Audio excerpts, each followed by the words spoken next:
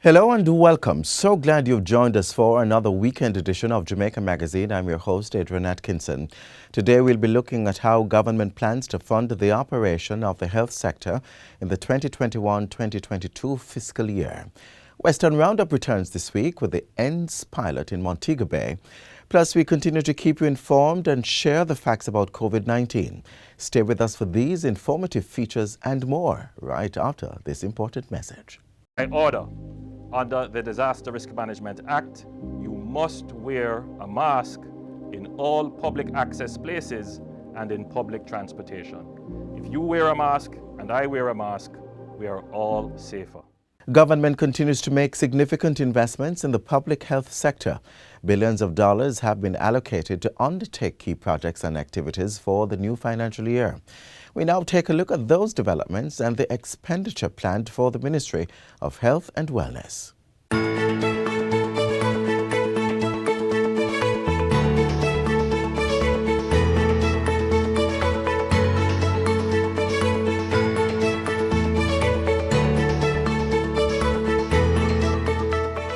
We subscribe to the Sustainable Development Goal 3, which is that good health and well-being for all at all ages.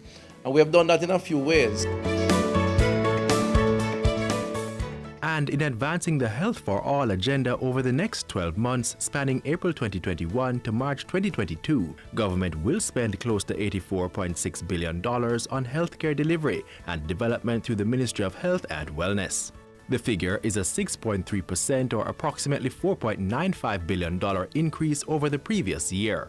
It includes a capital allocation of $2.71 billion, a reduction of 8% over the previous year, due mainly to the closure of the Program for the Reduction of Maternal and Child Mortality, PROMAC. The majority of the expenditure will cover operating expenses, including salaries, pharmaceutical and medical supplies, and the cost to rehabilitate and maintain equipment and furniture, as well as physical plants in the 4 health regions. A large part of the allocation to support the regional health authorities will cover the costs directly associated with the delivery of health services. Some of the funds will also support the COVID-19 response, including the cost of vaccines, maintenance and repairs of furniture and equipment, as well as the physical plant of the National Public Health Lab and Blood Bank. There is also provision for the procurement of pharmaceutical and medical supplies for users of health facilities in the 4 regional health authorities. And some $2.35 billion will support the management and administration of the 4 regional health authorities, St. Joseph's Hospital, National Council on Drug Abuse, and the Enforcement and Compliance Service. 6 health improvement projects will be jointly funded at $2.7 billion by the Government of Jamaica and its bilateral and multilateral partners in the new fiscal year. Among them is the continuation of interventions to reduce HIV infection rates, end discrimination, and cover treatment and counseling for infected persons. And the trends are suggesting that transmission or the threat of transmission makes all of us vulnerable. So the mainstreaming of that message is important, the expenditure around the messaging is important, and very importantly, the need to deal with stigma and by extension discrimination is absolutely critical. $7.9 million will support work by the National Family Planning Board to reduce teenage pregnancy, increase public awareness on adolescent sexual and reproductive health, and increase access to services. $1.3 billion will support the redevelopment of the Cornwall Regional Hospital to include 100% completion of Phase 2A and B, advance work under Phase 3, and begin procurement of medical equipment as part of the redevelopment. To date, the ministry has spent some $784 million in expenditure for the rehabilitation works and the continuing of the service while the works are being undertaken. And this year, a proposed $1.3 billion is being recommended for approval to finance the implementation of Phase 2B, which will see the engineering rehabilitation of the building and the installation of the new heating, ventilation, and air conditioning system. And then, Madam Chair, this year the project will also see the launch of the final tender for Phase 3 and this phase will see the complete restoration of the facility. The government will also spend some $125 million on construction of the Children and Adolescent Hospital in Western Jamaica during the new fiscal year. This will complete upgrade of a sewage treatment system, start and complete Phase 2 parking, and begin construction of the hospital. Work will also be done under the government's Prevention and Care Management of Non-Communicable Disease program, supported by the Inter-American Development Bank. During the 2021-2022 fiscal year, designs are also to be completed for the renovation or construction of new buildings at 10 health centers and 3 hospitals. To support the rehabilitation of 3 major Type B hospitals, Spanish Town, Maypen, and St. Anne's Bay. And this year, we expect, based on where we are in the process, to spend some $554 million to commence that work, and in particular looking at A&E at the Spanish Town Hospital and the expansion of diagnostics for Maypen and St. Anne's Bay. Hospitals and health centers will be outfitted with new medical equipment and industrial laundry machines. The project will also support the implementation of the chronic care model at health centers, development of telehealth, and implementation of a sustainable electronic health platform.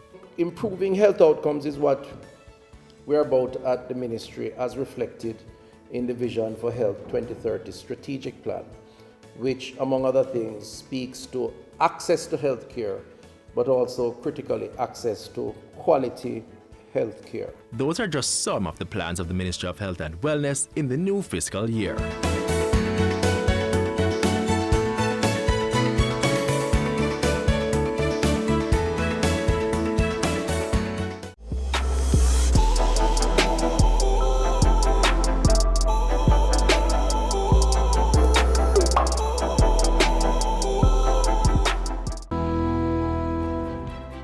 I'm Nigel Clark. I'm the Minister of Finance and the Public Service. We want a public service that is fair, a public service that values people, and a public service that delivers high quality services. And in order to do so, we need to transform the public service. Jamaica competes in a global environment. The technology has transformed the way in which the world works. And for us to remain competitive, the public service needs to be in a position to deliver services effectively, efficiently, and in good time. Brought to you by the Transformation Implementation Unit. In our Western Roundup segment this week, we see how the e-commerce national delivery system ENDS is operating in Montego Bay. Hop on for this trip.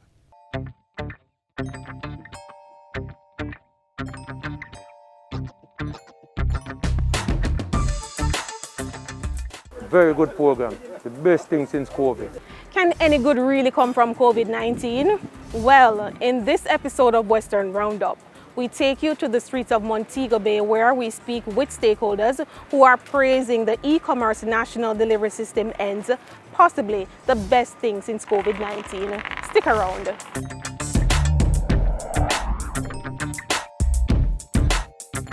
Some 500 entrepreneurs in Montego Bay, to include restaurateurs, e-commerce couriers, and pan-chicken vendors, are earning from activities under the pilot phase of the e-commerce national delivery system ENDS.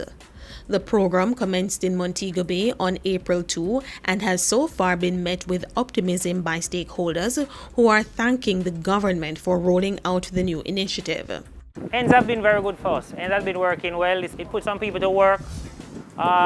People got food at home that they wouldn't get, and what we found that was a pleasant surprise were a lot of overseas people buying food for locals and sending it to them. So it did well. I mean, we didn't have that business before, and even after COVID, we expect that that's going to be a big revenue source, delivery of meals from overseas Jamaicans. We're continuing this right through. We have now set this in stone. We've hired a person and we've purchased systems that have delivery as a part of our revenue stream, and hopefully at some point make it 24 hours. For businesses that don't have their own websites, especially the local micro-enterprises such as jerk vendors, an e-commerce platform has been provided to ensure they too can effectively participate in the action. Since the launch, the support has been absolutely tremendous. I don't think anybody anticipated the overwhelming support that this would have gotten. Coupled with the close attention to detail from the ends and the government team and the local governmental bodies, coupled with the technology that we've empowered these small vendors with, it has made the process for the customers who are trying to order very simple, very easy. Orders are coming in, back to back. In layman's term, we don't have a hand to collect orders. We don't have bikes for the delivery. But as the program grows, we'll have a lot more support, a lot more infrastructure in place to really support this project that is going to have an impactful effect on the economy. The ENDS program, I think it is really a great program because so far the orders they are coming in, people order online and they can use their credit card to purchase chicken if they don't have any cash at hand. So I think it's a great opportunity because, the first lockdown was like sitting at home not doing nothing. You don't know where you're gonna get the money to pay the bills and stuff like that. But the ENDS program now gave us an opportunity to still provide for our family. And I'm sure in the future this will be a great asset for the benefit of my family and others. Very good program. The best thing since COVID. Well, otherwise business was 100%. Since COVID, go down 75%. Ends put you back on feet. It's a program will bring you back on feet.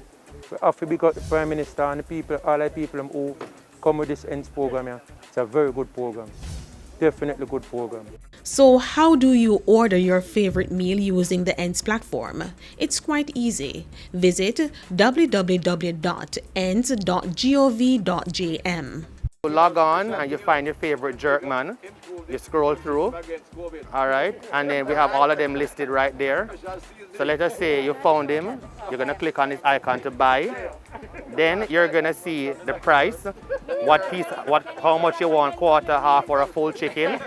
Part of the chicken, if you want sauce, if you want to add a beverage. So let's do a quarter chicken, a leg and thigh, ketchup, orange juice, and then we're gonna add that to the bag, all right?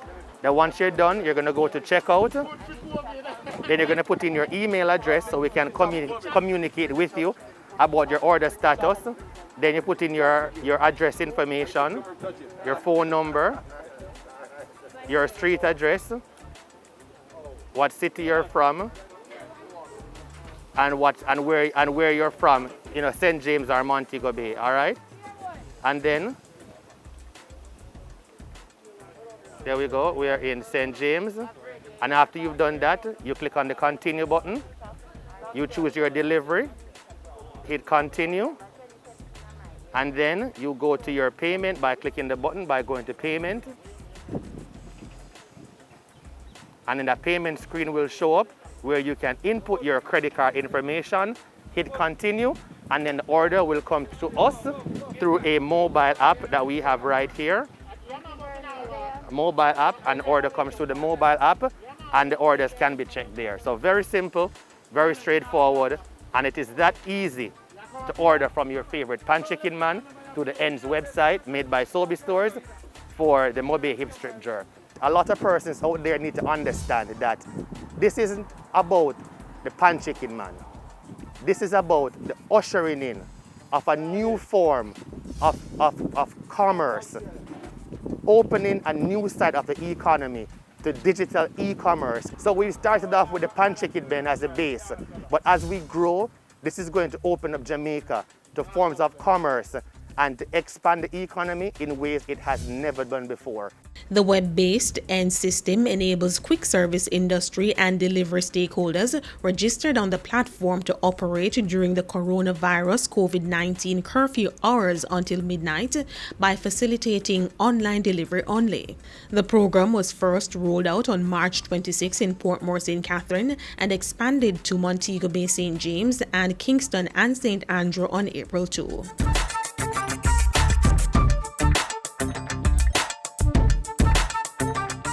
Ensure you check out the ENDS website the next time you get the chance.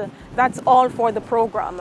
Thanks for joining us for Western Roundup, where, as we always say, we take you from the corners of St. Elizabeth to the hilly terrains of St. Anne. Remember to send your feedback to jismobe@jis.gov.jm. Until next time, take care.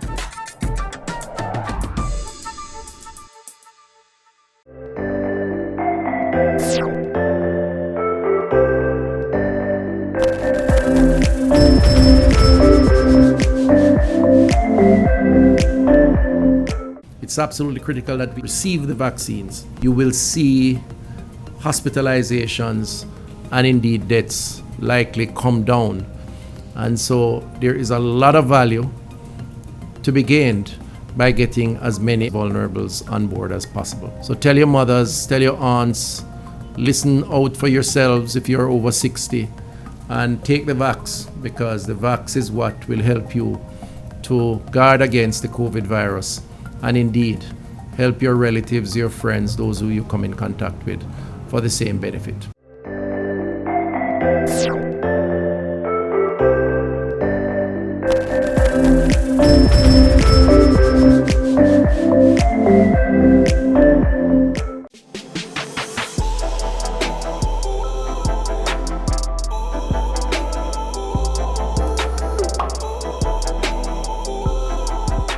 Misinformation about COVID-19 and the vaccines developed for it pose serious health threats, as persons are influenced to make the wrong decisions for their health. You deserve to know the truth, factual information about COVID-19 and the vaccine we are currently using. Keep watching for those.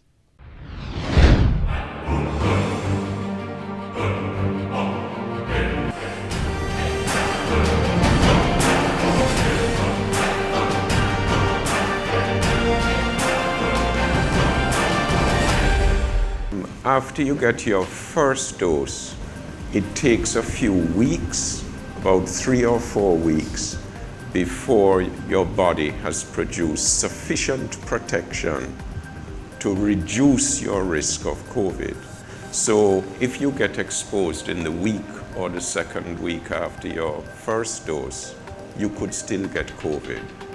But once you've had 3 to 4 weeks after the first dose, the risk of getting COVID is much, much less. After you get the second dose, 7 days after the second dose, you are fully protected. And therefore, it is rare to get COVID after you have 2 doses. We already know it lasts several months, but we don't know how long it will last. For instance, the flu vaccine often lasts only a year. You have to then get another flu vaccine the following year. We're hoping that the COVID vaccine will last longer than that. Maybe you will need a booster in a year or 2 years or 3 years. That is still to be determined, but we do know that the vaccine is good, so we are optimistic that it will give you protection for a good while. If someone is sick with COVID currently, then we do not advise them to take the vaccine while they're ill. After they recover, they are going to develop immunity and protection to getting infected again. So usually we say wait 4 to 6 months, since we know that people will have immunity for at least 6 months. So we say allow someone else, since there's such a problem with the number of doses available, allow someone else to get vaccinated and they could wait 4 to 6 months. But if they have recovered and they do take the vaccine, no harm will come to them. In fact, that will act as a booster to their immune system, so they'll be even more protected than before. Someone with lupus should get the vaccine, because that's someone with a comorbidity. If they get COVID, they're at risk of having more serious attack of COVID. So as long as they're not having an acute flare-up, then they should get the vaccine. If they're having an acute flare-up of their lupus, as soon as it is controlled, is reasonably controlled, they should get the vaccine. You have a comorbidity, then therefore you are definitely on our priority listing. So I want to encourage you to continue to build your immune system, eat right, certainly get some sun in the day, a lot of sleep, so that when it's your turn, your system will be ready to accept the vaccine. Thank you. It is a conversation to be had with your physician as to your current robust status. So if you are well, you are not having a flare at this time, then yes, you ought to take the vaccine.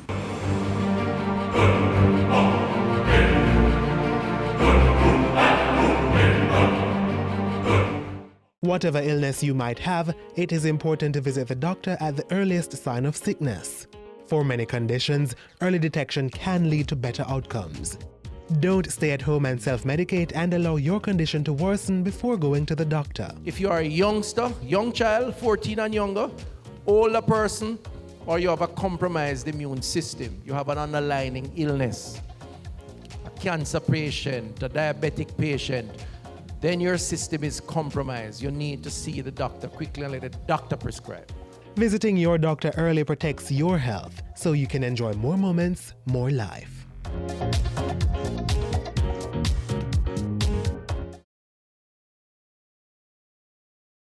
Managing through the pandemic does pose serious challenges for persons, not only financially but mentally as well. We have some tips for engaging in positive and uplifting activities that can help maintain good mental health.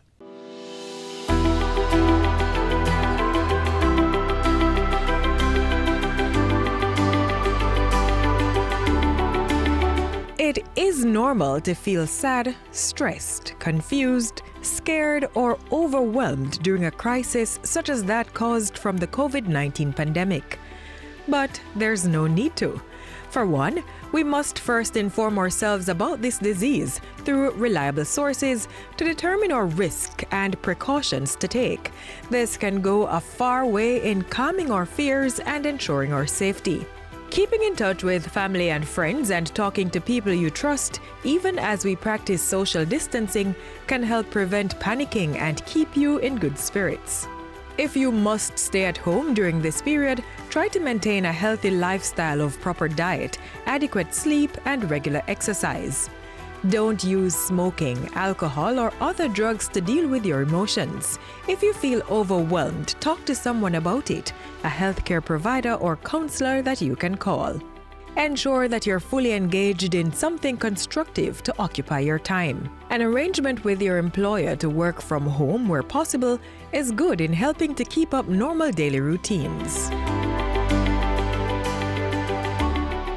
Limit the time you and your family spend watching, listening, or in conversations about COVID-19 that you perceive as scary or upsetting to avoid being overwhelmed.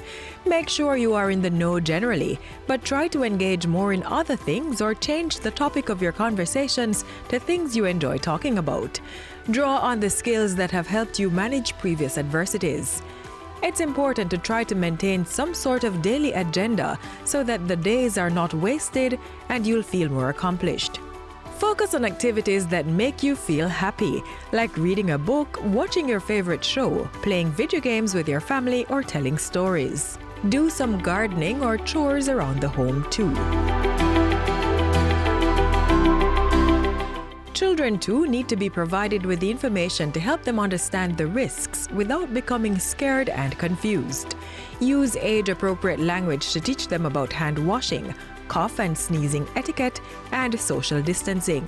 It's also important to reassure them about what could happen if they start feeling sick and may have to go to the hospital so doctors can help them feel better. In the meantime, ensure their learning continues even as schools are out. And give them extra time and attention. Listen, speak kindly, comfort them, and of course, make time to play. When it comes to easing fear and anxiety around COVID-19, just consider that once we do what's necessary to protect ourselves and prevent spread, we should be well. If we do get sick, rest assured our doctors are trained to manage the illness and help us recover. And yes, while we maintain proper cough etiquette, cover our noses when we sneeze, and practice social distancing, we must treat each other with care and respect. Don't be startled by every cough or sneeze. Remember, not everyone who does has the virus. Take care of yourself, support others, don't panic.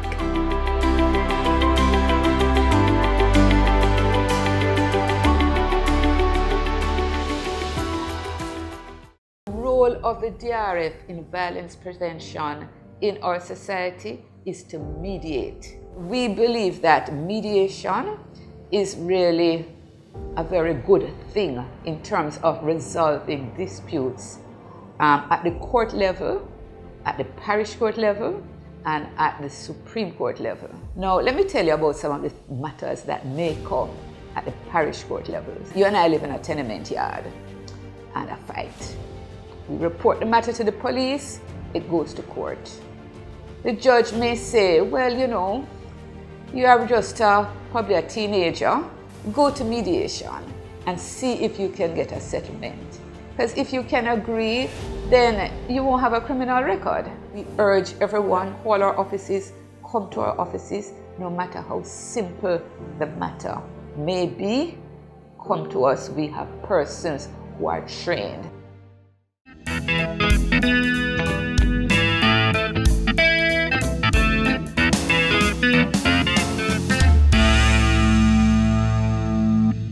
We've come to the end of another wonderful journey. Thanks so much for your company. Be sure to join us again tomorrow for another show. Until then, continue to watch these and other programs by logging on to our website at jis.gov.jm or subscribing to our YouTube channel. You can also find us on all the major social media platforms and through our mobile app that's Android and iOS compatible. On behalf of the entire production team, I'm Adrian Atkinson. Until next time, stay COVID-free and do take care. This has been a production of the Jamaica Information Service, the voice of Jamaica.